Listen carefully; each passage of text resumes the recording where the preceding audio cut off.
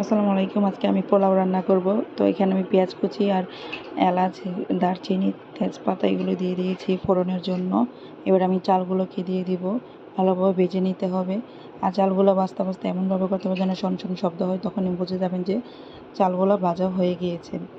এবার চালগুলো ভালোভাবে নেড়ে ছেড়ে ভেজে নিলে পোলাওটা ঝরঝর হবে। আমি এখানে গাজর কুচি আর মটরশুঁটি অ্যাড করেছি। এগুলো দিলে দেখতে পোলাওটা অনেক সুন্দর হয়।